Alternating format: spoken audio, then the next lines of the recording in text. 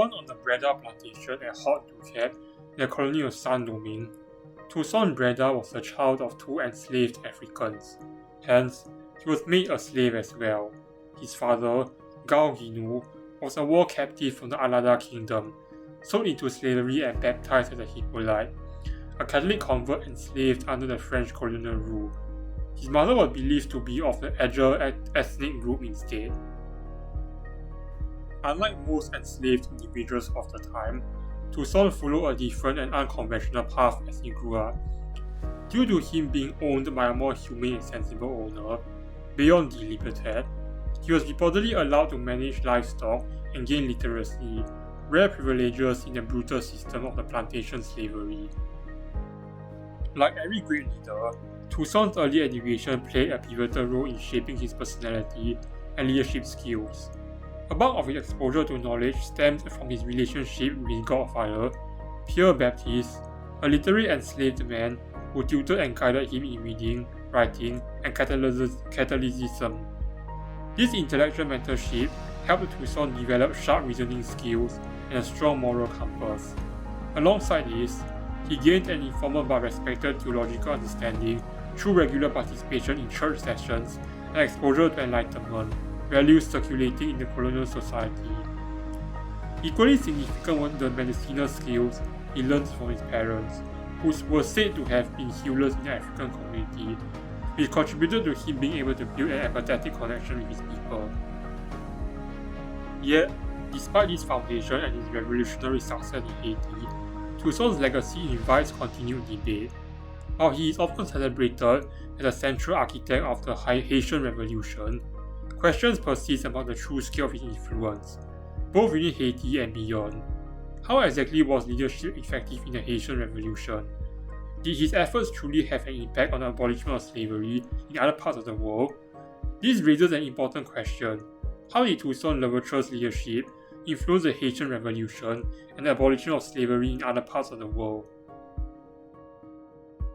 Before the Revolution, Saint-Domingue was a land of immense wealth, fruits born of immense cruelty. Between the years 1680 and 1776, over 800,000 slaves were imported, with an average annual importation of 8,247, among the highest of any colony during the 18th century. These enslaved Africans were then forced to work endlessly on the sugar plantations under punishing conditions. They were mostly poorly fed, brutally abused, and quite literally worked to death. During transportation of these slaves on ships, mortality varied from 5% in 1746 and 1774 to as high as 34% in 1732. In 1715 and 1775, the mortality amounted to 16%. When these slaves died, it was merely seen as a financial loss, instead of a loss of a human life.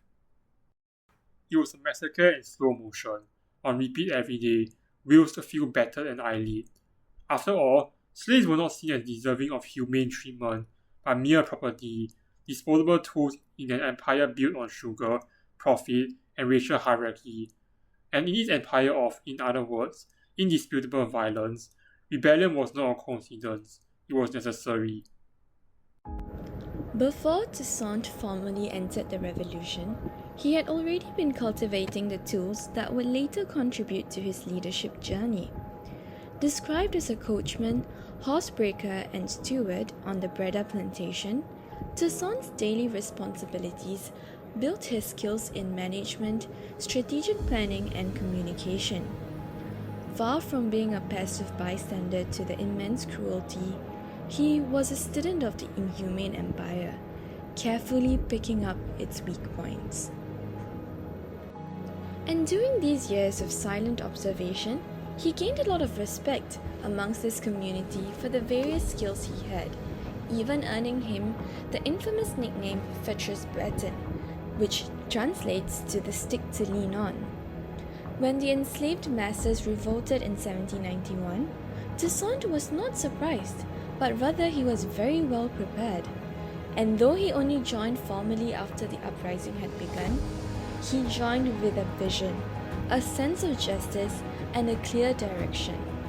Unlike many rebellious leaders in history driven by chaos and destruction, Toussaint's approach was methodical, strategic, and most importantly, for the greater good. His clarity transformed the revolt from a chaotic mess to the path for permanent abolishment and the uprise of the first Black Republic in the modern world. Toussaint's leadership peaked in 1801 when he sanctioned the self-authored Constitution, the 1801 Constitution, or even known as the Final Proclamation for Saint-Domingue. At its core was the abolishment of slavery permanently, and that meant every man on the island, regardless of race, color, and background, was to be free and equal. Unlike the flimsy promises of revolutionary France, Toussaint intertwined liberty into law, and this was a necessary defiance against the centuries of unjust racial apartheid. And in his final proclamation of 1801, Toussaint's position was clear. Human freedom was not negotiable. It was the way it was meant to be. The Constitution also declared Toussaint as the Governor-General for life with the authority to choose his successor.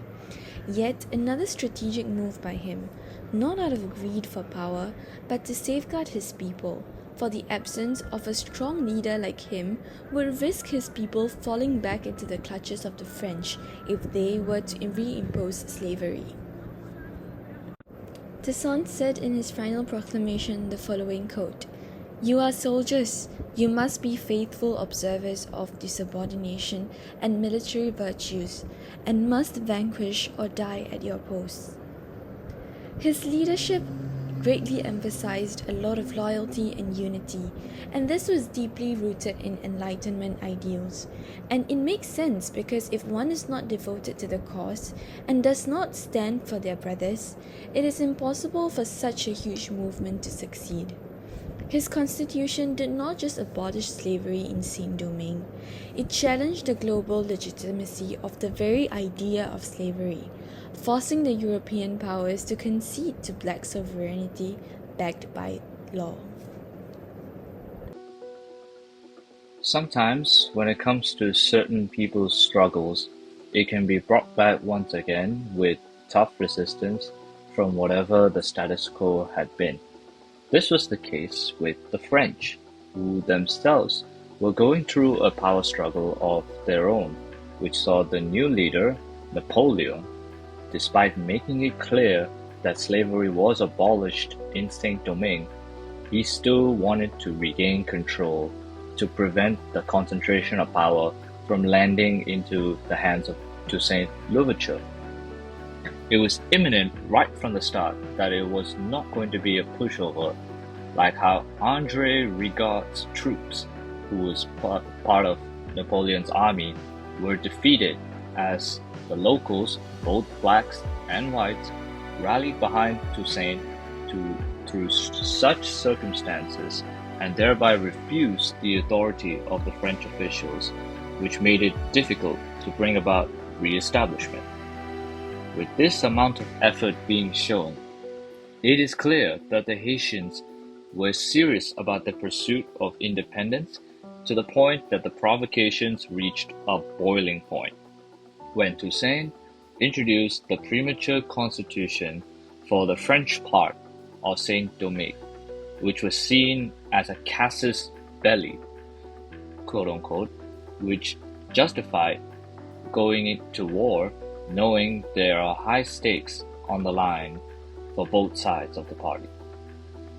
As a result, the biggest test was to descend upon the locals on 14 December 1801, when Napoleon sent a 20,000 soldier expeditionary force that General Leclerc led, intending on recapturing Saint-Domingue, but they were instantly met with cannon fire. This war lasted for a few months, in which Napoleon's side suffered from a yellow fever outbreak, which resulted in over 2,000 deaths within the first 3 months. However, the expeditionary force was able to surround the whole colony, including the Spanish parts who had surrendered prior to the French, led by Napoleon. And that was really the final nail in the coffin for Toussaint, unfortunately, as he eventually had to accept defeat and surrender in July 1802. He was sent back to France and placed in jail until he died in 1803. However, that didn't stop the unrest in Saint-Domingue, as it was Louverture's former lieutenants who eventually saw through the independence for Haiti in 1804, and this shows how determined they were in their ultimate goal of not just gaining independence, but eventually becoming the first republic that was black dominant to abolish slavery altogether. Toussaint's success and achievements during this Haitian Revolution really transformed him to become a symbol of resilience and a pillar of hope that citizens could look up to. His leadership inspired not just the future leaders who would eventually lead Haiti to independence after his death, but many others from other parts of the world as well.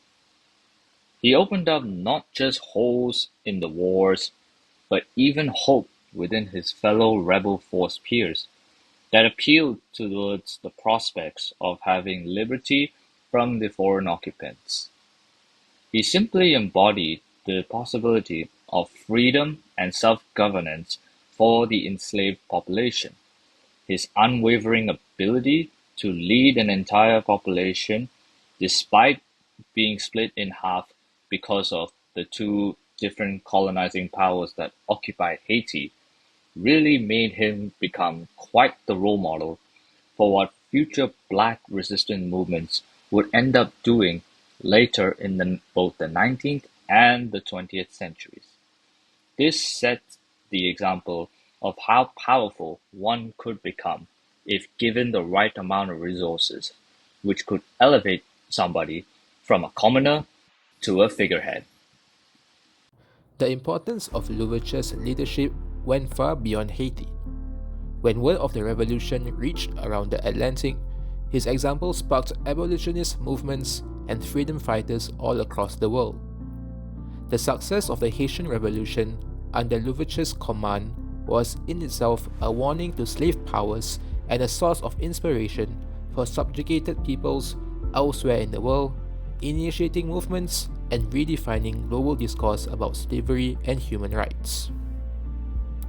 One of the most profound influences of Louverture's leadership was on Latin American independence movements, particularly on leaders like Simón Bolívar. Haiti's emergence as the first successful slave revolution and a formidable pioneer black republic set a new precedent that challenged colonialism across the Americas. It was proof that a slave revolution could succeed, providing a model for resistance to other leaders. In the book titled The Haitian Revolution, Legacy and Actuality by Furches, it mentions Haiti started the path of solidarity between movements for independence by supporting freedom fighters like Javier Mina and Simón Bolívar. This shows how the Louverture's leadership was not only a symbol of resistance, but is extended out to aiding independence heroes outside of Haiti. This influence was most vividly demonstrated in 1816 when Bolívar, after facing rejection elsewhere, turned to Haiti for help. At the end of 8 months, Bolívar went on to Haiti, where Pétion gave him the help that Manchester had denied.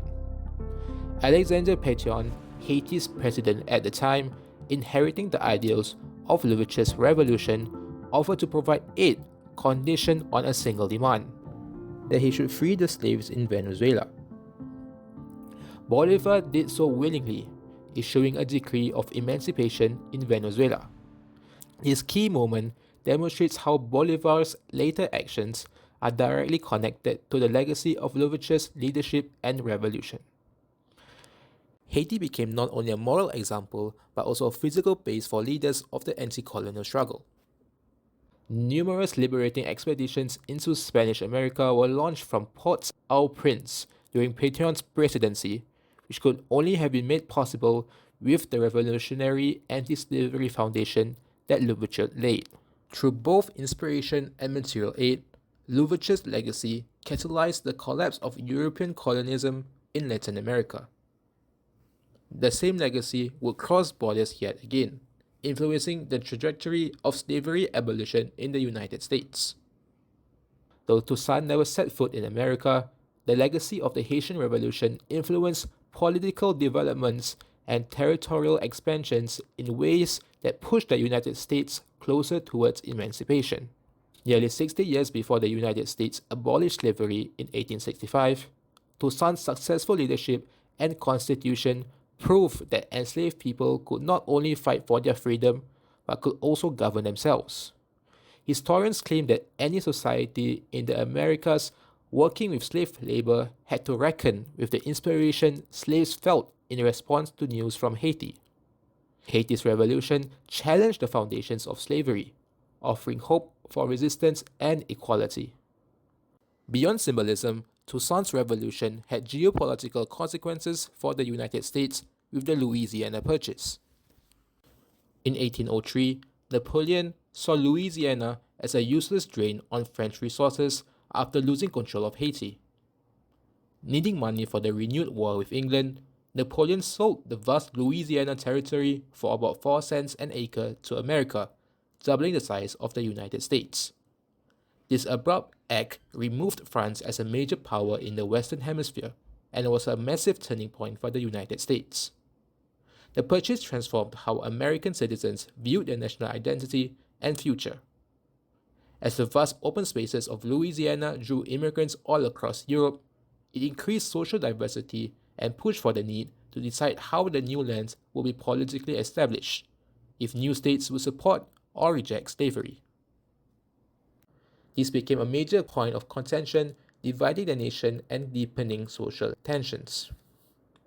After the following decades, these disputes escalated and contributed to the outbreak of the Civil War in 1861.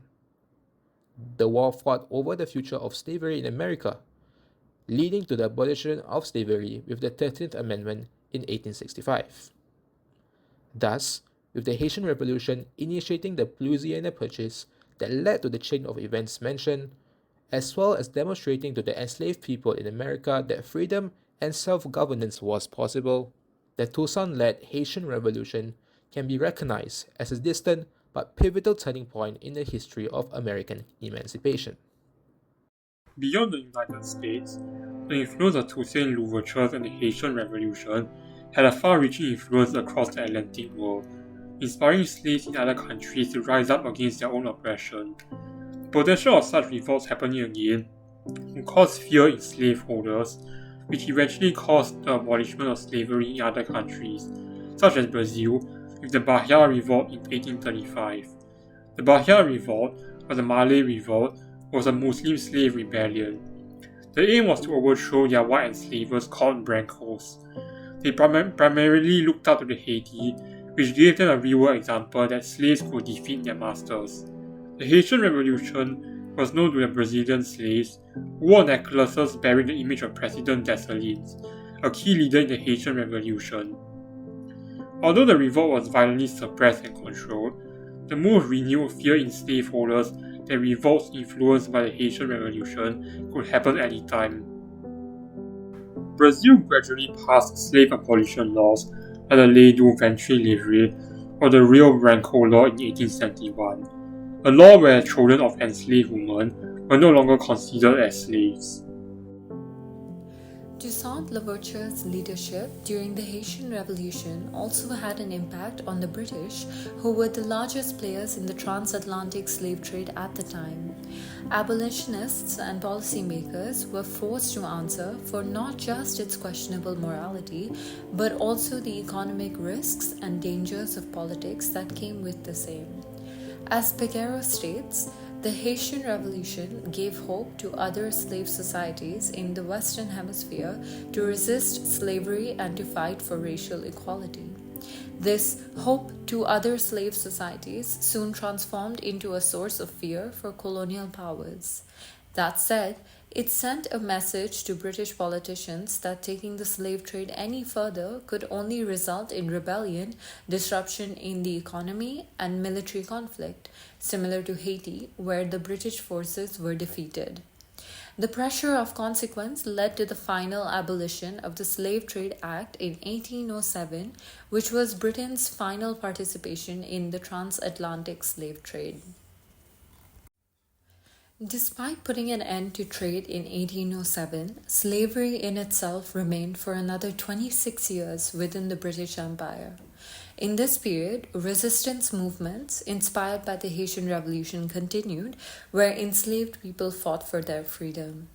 British lawmakers and officials connected the current events to the Haitian Revolution and feared a similar end result. Piguero mentions that slaveholders took a stand against emancipation, but the fear of rebellion put Parliament to act, highlighting that the revolution was not just a cautionary tale from history, but it was also the mold for liberation. In his memoir, Toussaint says, if, despite his submission, his father and mother are unnatural enough to want to wipe him out, he has nothing left but to place vengeance in the hands of God, which signaled that freedom in itself was something that was non-negotiable and that any attempt to restore slavery in any shape or form would result in resistance, and this ultimately contributed to the complete diminishment of slavery in 1833. In both 1807 and 1833, it is evident that the Haitian Revolution led to a future for the enslaved, not just through violence and resistance, but simply by the power of its example. Toussaint's leadership was the driving force behind the abolition of slavery and anti-colonial resistance, which ended up being one of the most transformative contributions in history. Rising from enslavement, Toussaint laid the foundation for the world's first Black Republic, and over the course of the revolution, he directed the chaotic uprisings and protests into a movement that was more purpose-driven and disciplined, which also molded a constitution. With that said, it not only permanently abolished slavery, but also challenged the legitimacy of worldwide racial hierarchies. What Toussaint stood for, as well as his influence, lasted long after his death too, as his stories fueled other revolts and independence movements across the Americas. As seen previously, Simón Bolívar's uprising in South America, as well as the eventual abolition of slavery in the United States and Britain, were heavily influenced by Toussaint's leadership over the course of the Haitian Revolution. Toussaint's memoir and contribution to slavery abolition challenged the typical view of freedom being something to be gifted from the empire, and instead defended the ideology that it is the right to be taken unguarded. Through this, he didn't just redirect the events of the Haitian Revolution, but also put the spotlight on discussions regarding race, freedom, and liberation at a global level.